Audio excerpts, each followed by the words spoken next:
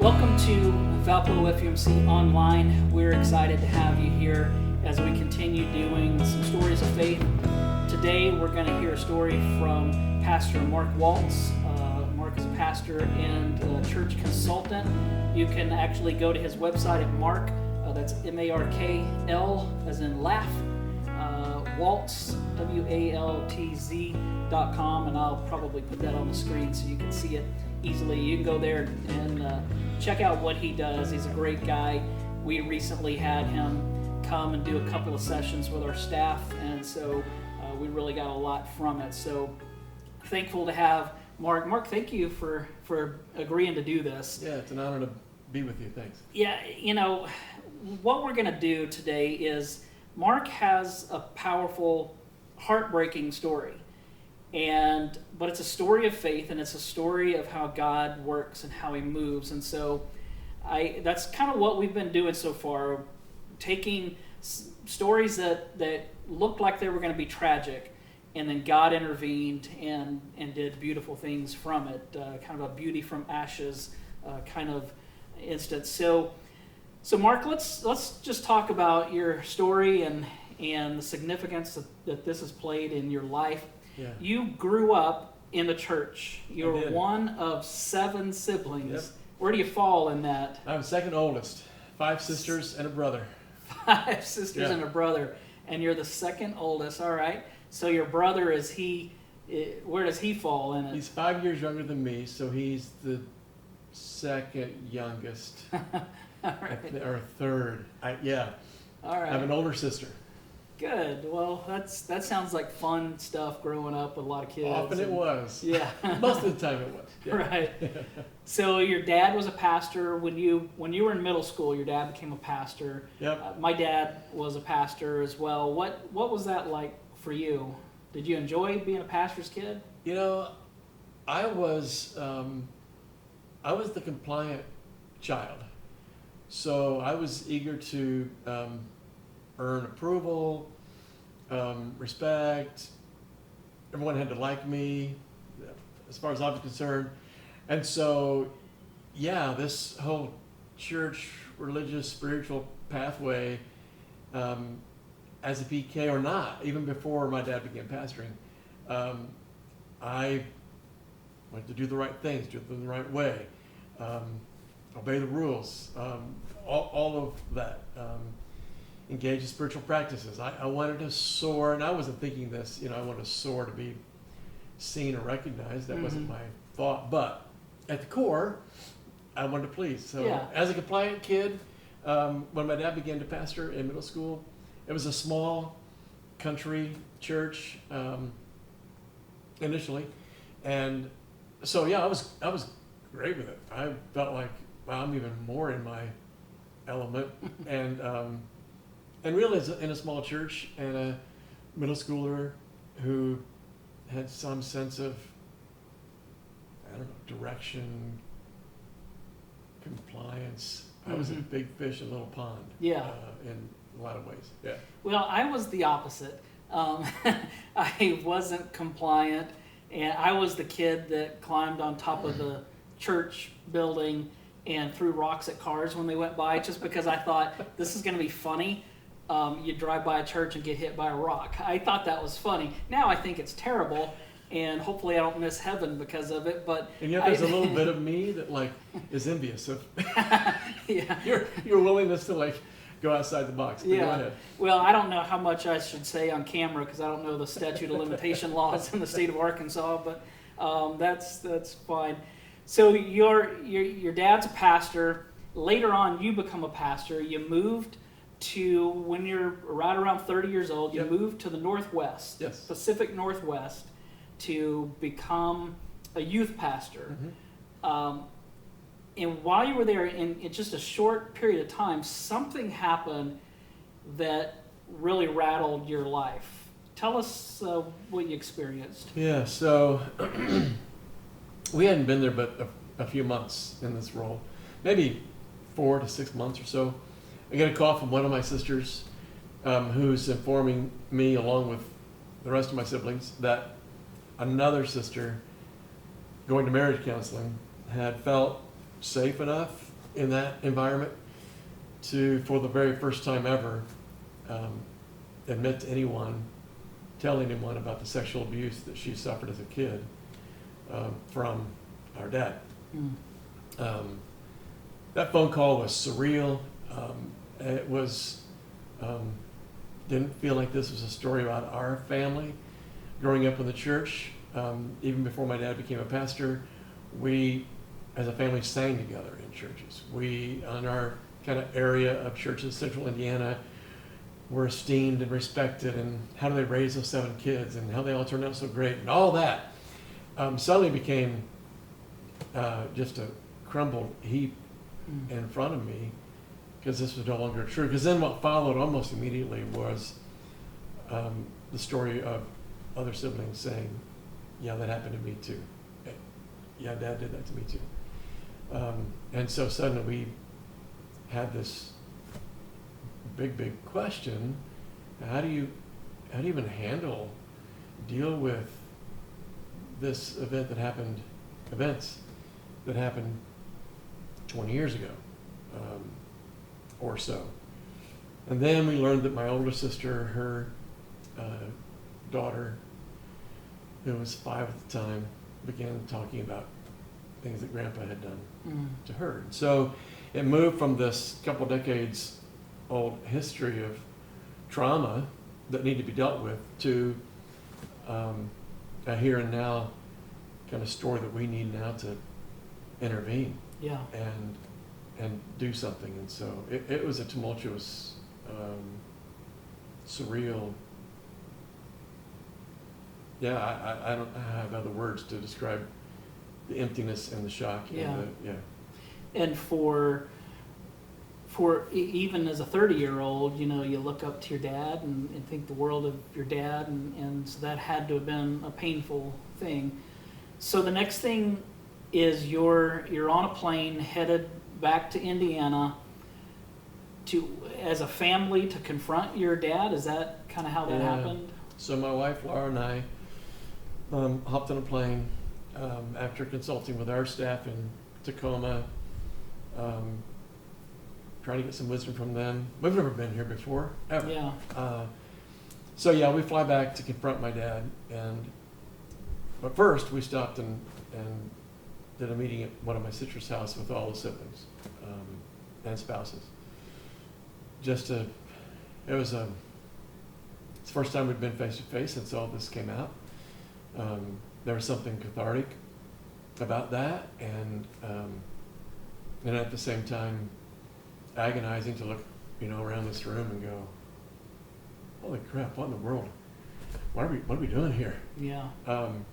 And inside of that, it was to set a game plan for how do we confront Dad. And one of my sister's husband, my brother-in-law, was on the church board of the church my dad was pastoring at the time. This was his 5th pastorate since middle school. We decided 2 sisters would go visit my mom while my brother-in-law and I went to visit with my dad at the church building on a Saturday night. We didn't trust, with all the betrayal for years and years and years, we didn't trust that he would tell my mom anything accurate. So that's kind of all. Then we learned, of course, my brother, who was a young adult by that point, was still suffering abuse from my dad, which was mind-blowing. It's like, how does that happen as an adult? And of course, we were on a fast track to learn and understand the chaos and the twistedness of trauma and abuse, and how that has such a control on people. Yeah, I can't even imagine what that was like, to feel betrayed on both sides from your parents, and yet here you are in a situation where you're now having to confront your parents, and as painfully as that probably was, did it go okay as far as your parents agreeing to their part in it, or? No, I mean, my mom's remorseful, mortified, ashamed. My dad, as we confronted him, would deny, until I said 2 weeks ago, here's what you did. And then it was ownership of that particular piece, but it wasn't a gateway for him to own anything else. Mm-hmm. It was this here and now that, okay, somebody else has reported this and I can't deny it. So we gave him 3 ultimatums. You have to call your district superintendent, who, by the way, was my wife's uncle. You have to resign.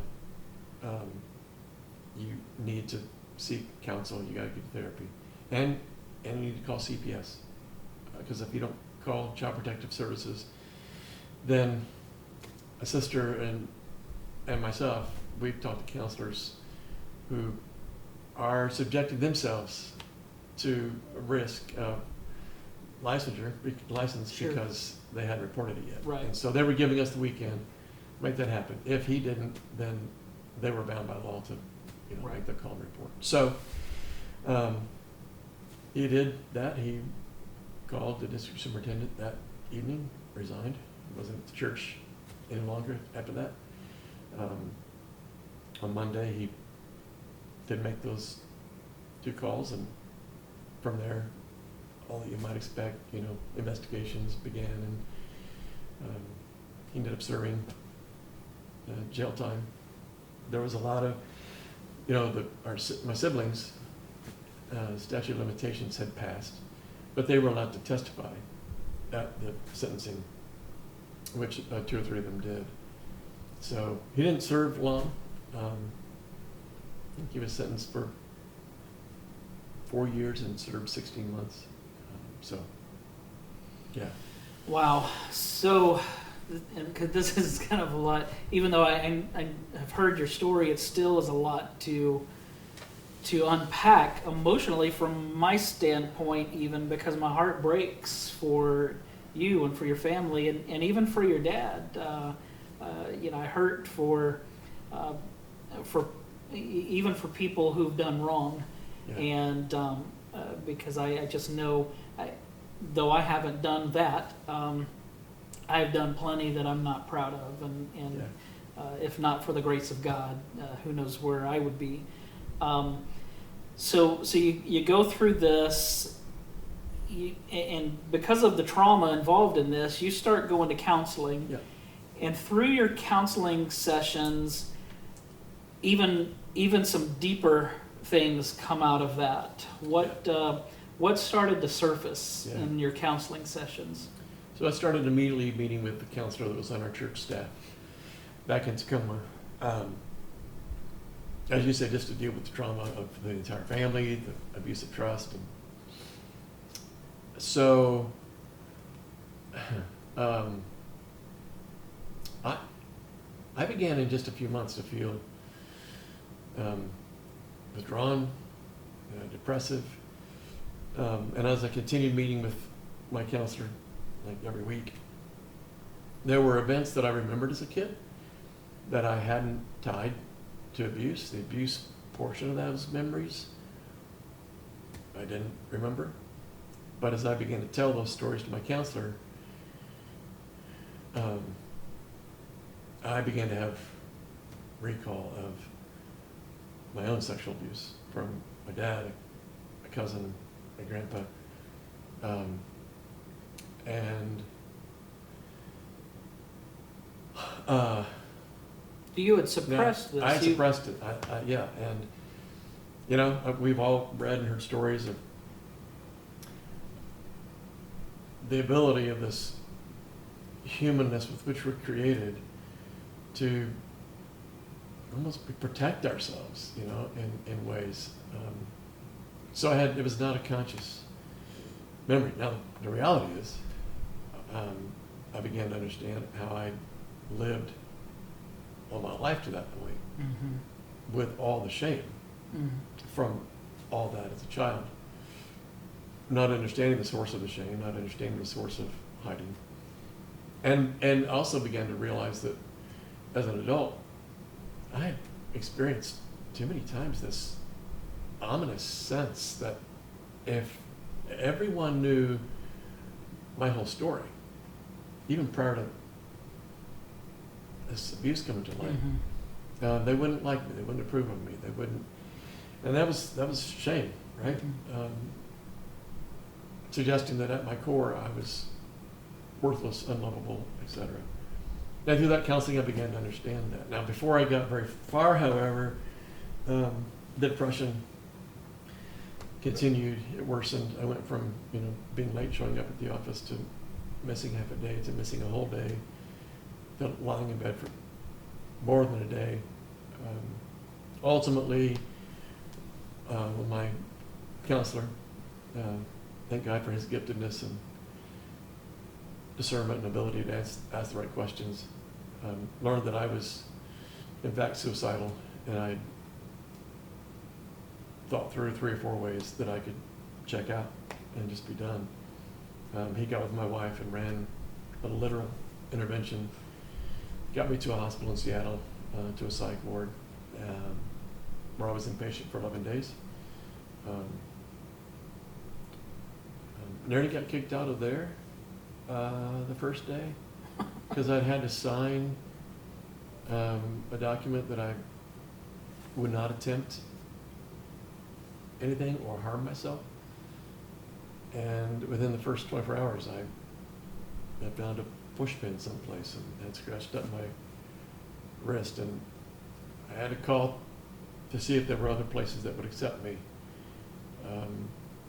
Thankfully, the place where I was gave me a second shot. Anyway, so yeah, I was at the bottom. Yeah. I was at the very bottom. Well, trauma will do that on its own, Yeah. and when we add shame to that, I think that guilt can be a healthy thing, Right. but in this case, you hadn't done anything to be guilty of. But shame is never healthy. That comes straight from hell, and I think that as horrible as your story is, your story of shame became a story of grace, because at one point, or at some point throughout this, God turned you around the corner, Yeah.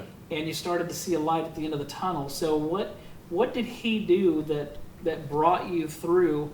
And I'm sure it wasn't an overnight hallelujah kind of thing, Right, no. but rather a process. How did you get through this, or how did God get you through this? Because we know you didn't do it on your own. Right. Well, as I already mentioned, in this inpatient setting, there were therapists. In fact, there was a large team of therapists that worked with me and other patients. There were probably 12, 15 other patients at the time. And so we all engaged group therapy. We all shared our story with each other. So right away, I began to experience, before it was articulated by anybody, that I wasn't going to do this alone. And I was amazed by, I don't know, day 7, 8, 9 of the 11 days, that these strangers that I didn't know,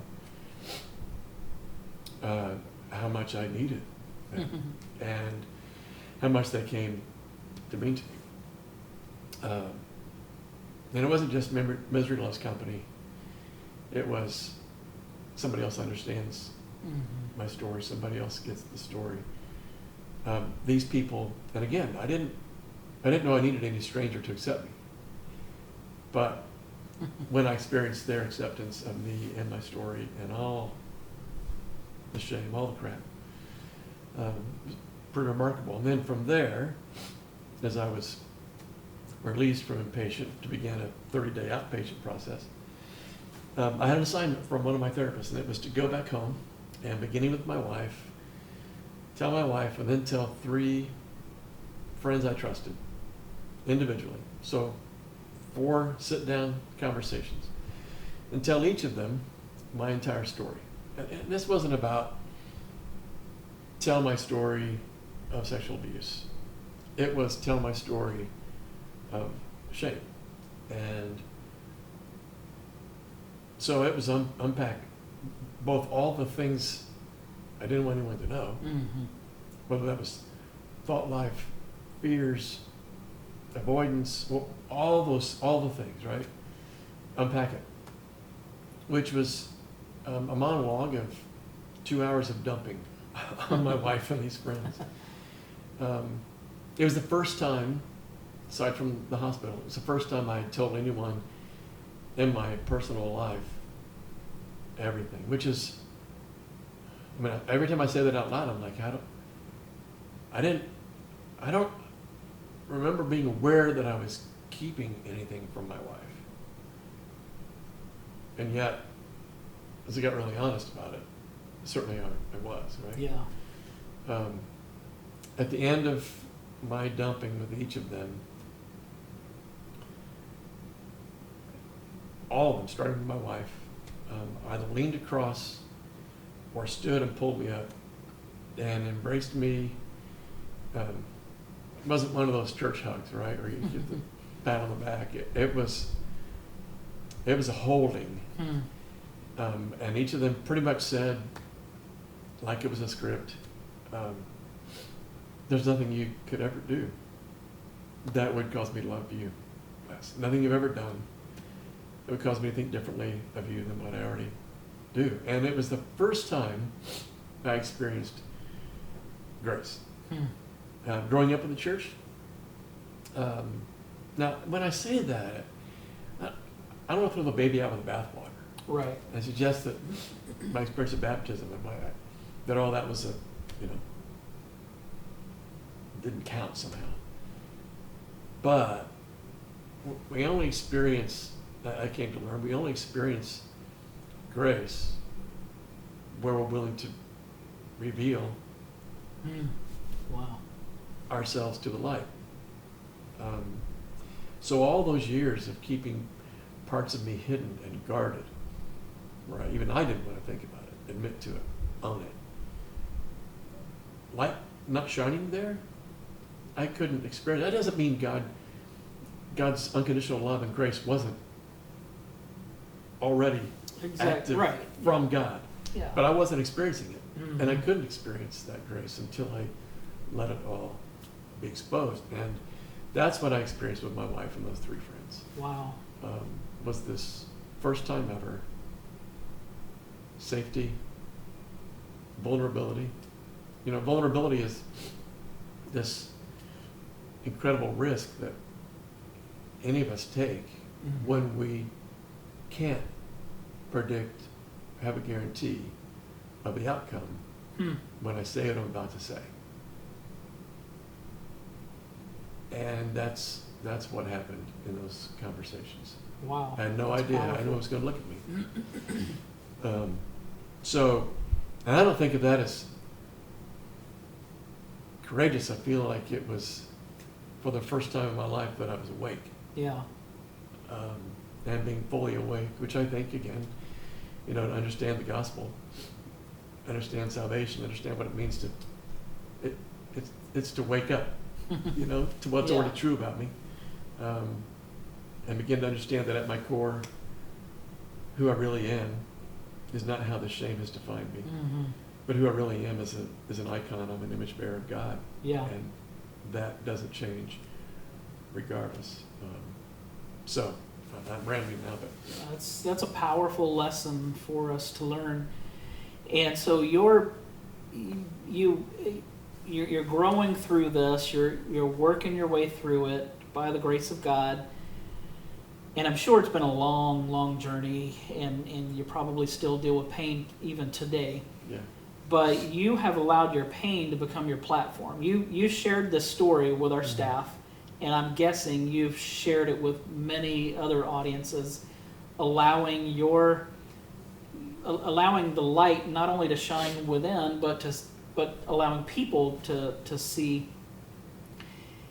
And I'm guessing that's part of the grace experience where God is saying, look, there's someone, because we know that 1 in every 4 females in the United States has been sexually abused, so or raped or what have you. So there probably are plenty of people watching this today who have experienced things like you have. So what would be your encouragement to them if they're struggling through this and they haven't told anyone, and or maybe they've told a few but they're still bound by this? What would your advice or encouragement be to them? Yeah, thanks.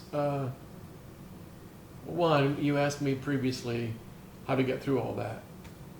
And certainly it was about understanding the reality of grace through another human being.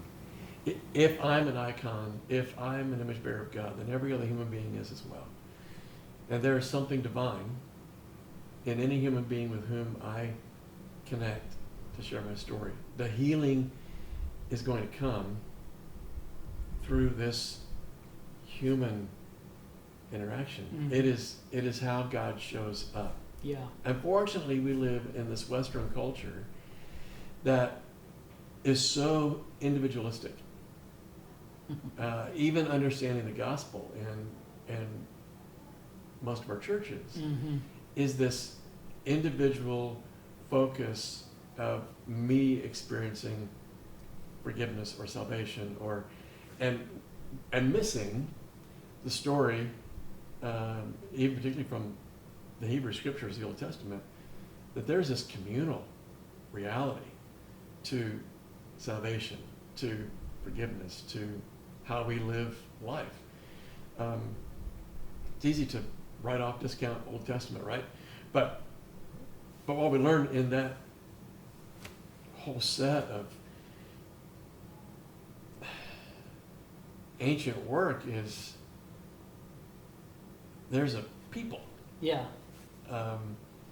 through which God shows up. Mm-hmm. And so I would say to anybody, don't keep doing this alone.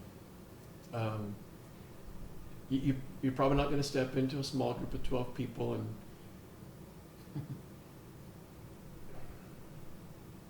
say anything in your story like to this depth on day one. So I want to be cautious and just say, if you're like looking at connecting in some community at Bethel First, I don't think anyone's expecting you to like go there right away. However, it's in those settings where we maybe begin to learn that there's a person or two here that I can trust at a deeper level than anyone else. However it happens, you've got to find someone with whom you can build trust, to be intentional about relationship, so that you're actually engaged with someone you could tell your story to. Yeah. Secondly, I'd say don't discount the need for professional help, and don't discount, don't separate that from spirituality. Truth is truth, however, and whoever it shows up through. So seek professional counsel. You can't do this on your own. If you're prescribed medication, I was immediately prescribed medication. In fact, in the hospitals for bipolar. I still take medication today. I've had some people say, yeah, but don't you trust God, and haven't you worked through? And I've gone off a couple times. And my propensity to plummet in depression is scary. So take your medication. Yeah. All that's about living a whole life. So yeah, seek help. Seek relationships that you trust. Do the hard work. I think that's the baseline. Great. Yeah. That's great. And you said the word whole, and I think that God's called us to be holy, Holy, but I think He's also called us to be holy, Wholly, as well. And so if you are not whole right now, you're hurting, don't do it alone. call on Jesus, call on others. We're here to help you in any way that we can be as well. Mark, anything else? Your dad was in prison for a while, and then he got out. He's since passed on, but Yeah. was your relationship with him ever salvaged after that? It was still tenuous. His inability to own much kept our relationship at a pretty surface level. Yeah. And I've had to wrestle, still with that ideal dad I never had. If we have, I'll just edit this how you need to. When I was in counseling after hospitalization, speaking of dad, because a lot of people have a really difficult time hearing the reference of God as Father. Right. Because the dad figure in our lives is a human. All of our experience there, intentionally or not, gets projected on this God as Father. My counselor gave me an assignment one day because I wasn't reading scripture, I wasn't praying, I was in a pretty angry place. And he assigned me in the next week, at least one time, to pick up a Bible, read it, anything, and then just reflect not on what I read, but how I felt. Pretty much hated him for that assignment on that day. I didn't want to do it. And I was in such a dark, angry place. I remember picking up a student Bible I had, that paper bound student Bible, NIV. And I didn't want to get comfortable, so I sat on the arm of the couch. I was really resistant to this thing. And as soon as I sat down, I picked up this Bible. Heat of anger just rose from my toes all the way up, and I threw the Bible across the room. And I looked up as though that's where God is. And I screamed at the top of my lungs. I don't remember now what I said. All I know is I spewed angry, probably with lots of profanity. How could God let this happen? I mean, I went off. And when I was all out, I had this incredible sense that God hadn't gone anywhere. And for the first time in a long time, I had this awareness that God was present with me in this whole journey. And there was nothing about my anger, including any words I used, that was going to turn God away. Yes. That what God wanted was for me to be real, to bring my whole self to God so that God could begin to make me whole, to your point. Yeah. And that was a really important work in forgiving my dad, my earthly dad, and not expecting something that was never going to be, and instead focusing on God and God's unconditional acceptance of who I am at any given point in my life. So, Wow. yeah. Powerful stuff. Mark, thank you so much for sharing your story with us and for being vulnerable and for being an example of vulnerability. And thank you guys for watching. If you need anything, feel free to reach out to us if we can serve you in any way. Keep checking back. We're going to continue finding stories of faith that we can share with you so that we can help encourage you. Have a great rest of your day or night, whenever it is that you're watching this. God bless.